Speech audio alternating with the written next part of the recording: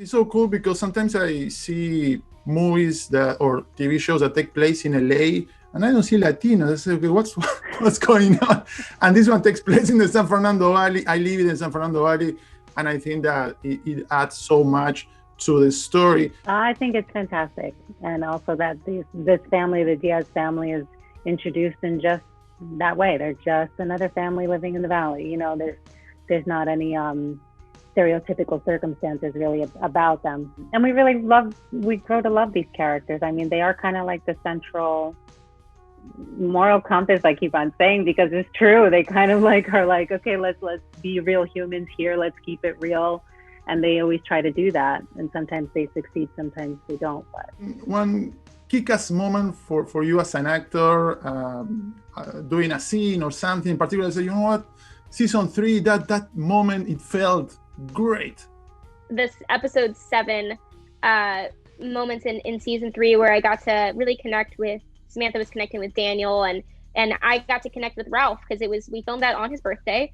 And it was just me and him the whole day shooting. We did the boat where we were fishing, and we were talking about learning how to, when they were trying to teach me how to balance on the boat, him and Mr. Miyagi, and ending with the, you can't lose to fear, you can lose to an opponent, but you can't lose to fear. And that kind of moment, and actually having that moment filming it with Ralph was incredibly special. And I will never forget walking away from that day and just feeling like, wow, not only do I feel like I got to accomplish something as an actor on screen, but just as a human being, getting to work with him was very special. Courtney?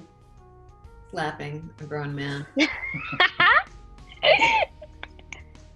often do you ever get to do that? I mean, not often. So that was probably it felt good. It felt good to let her out a little bit. Great messages and great themes being explored. For me in particular, celebrate the past, but not let that define you forever. And I think that for your character, maybe never surrender. I think Miguel is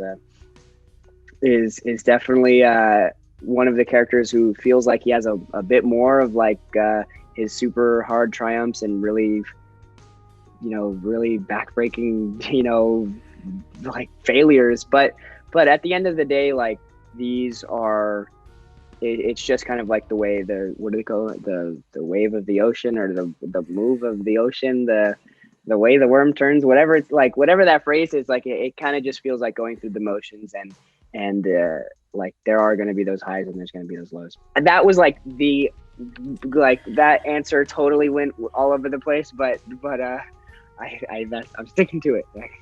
Perfect. Love it. Finding the glimmers of the good in amidst the bad. I think that, it's easy to be consumed by all the darkness around you. And, I think that's especially Samantha's struggle for this season. And it's definitely been applicable in my life. It's about, I've gotten real good this last year at finding the little things to be very excited about. Oh, you know what I'm ordering on my groceries this week? Pineapple. I love pineapple. Yes. I'm gonna be so excited about my pineapple that's gonna get delivered. But it's finding the little pieces of good that can, you can hold on to. And I think that definitely helped me through the year.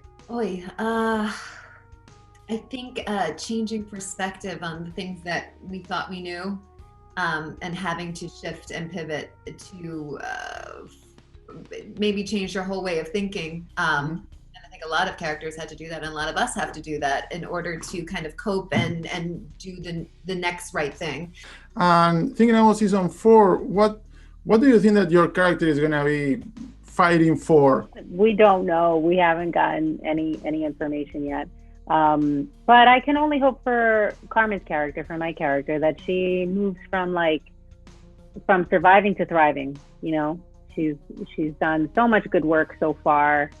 She's very focused, very dedicated, and I could just hope that she gets to have fun and be a little bit more of a teenager in this upcoming season. I'd like to have more control over things. I feel like as a character, I feel like sometimes Miguel just kind of lets things go by, and I think maybe having a little bit more control would be nice.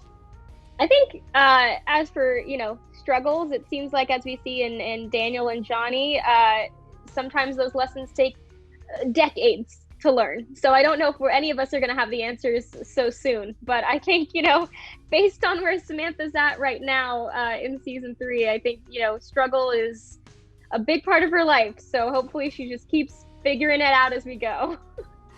Yeah, I don't think your struggles ever change. I think these ones we're going to probably develop new struggles on top of the struggles that we're struggling with.